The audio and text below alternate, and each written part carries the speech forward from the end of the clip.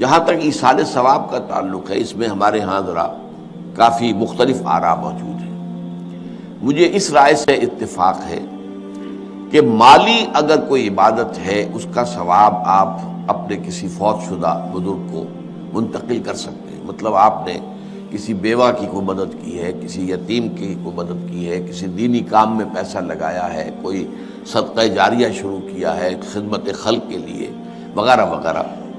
اس کی تو جو ہے اس کے ثواب کو منتقل کیا جا سکتا ہے کہ اللہ اس کا ثواب میرے والد یا میری والدہ کے منہ کو پہنچا دے۔ جسمانی نہیں، آپ نماز پڑھ کے کہیں اس کا ثواب، یا روزہ رکھ کر کہیں کہ اس کا ثواب، یا یہ کہ آپ قرآن پڑھ کر کہیں، یہ آپ ہی کو ثواب ہوگا، آپ خود پڑھیں گے آپ کو ثواب ہوگا۔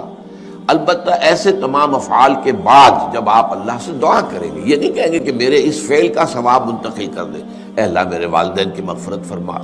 تو یہ کوئی نیک کام کرنے کے بعد جو ہے اس دعا کی تاثیر جو ہے وہ بڑھ جاتی ہے۔ بس اس پہلو میں انڈائریکٹلی اس کا ایک تعلق بن جائے گا، ورنہ یہ کہ وہ اس طریقے سے بچوں کو بلانا اور پڑھانا اور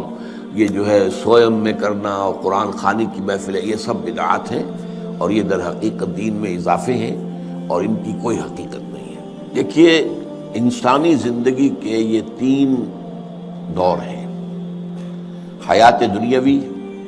جو ہماری پیدائش سے شروع ہو کر اور ہماری موت پر ختم ہو جائے، پھر حیات برزخی موت سے لے کر قیامت کے دن تک، اور پھر حیات اخروی ہے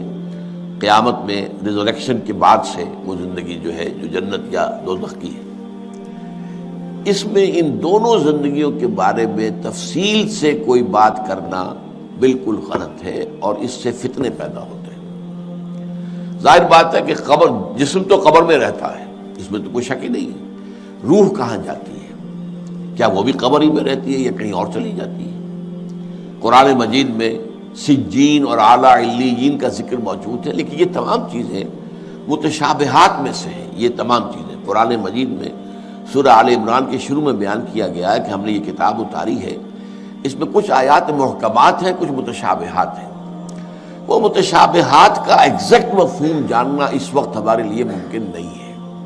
یہ تو جب اس عالم میں ہم پہنچیں گے تو معلوم ہوگا کہ ہاں یہ بات تھی کہ جو قرآن مجید میں اس طور سے کہی گئی تھی۔ لیکن یہ کہ اس وقت جو ہے جتنا کچھ ہمیں حدیث صحیح میں مل جائے یا قرآن میں مل جائے، اس عالم برزخ میں بھی یہ تو ہوتا ہے کہ جو نیک لوگ ہیں انہیں کچھ نہ کچھ جو ہے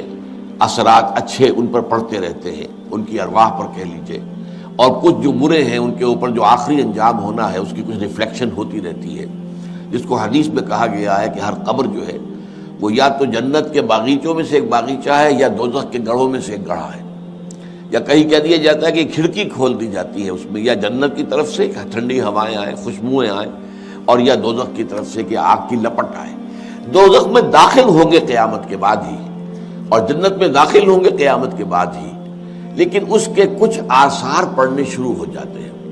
وہ جس کو انگریزی میں آپ کہتے ہیں coming events cast their shadows before, بعد میں آنے والے واقعات جو ہیں ان کے کچھ سائے جو ہیں پہلے سے آنے شروع ہو جاتے ہیں۔ تو اسی طرح سمجھیے کہ جو کچھ آخرت میں کسی انسان کے ساتھ ہونا ہے اس کا ایک عکس جو ہے وہ عالم برزخ میں شروع ہو جاتا ہے۔ اسی لیے قرآن مجید میں یہ بھی آیا ہے کہ یہ جو آل فرعون تھے یہ صبح و شام جہنم پر پیش کیے جاتے ہیں، اور قیامت کے دن پھر کہہ دیا جائے گا ادخلوا آل فرعون النار، ان کو داخل کر دو آگ کے اندر۔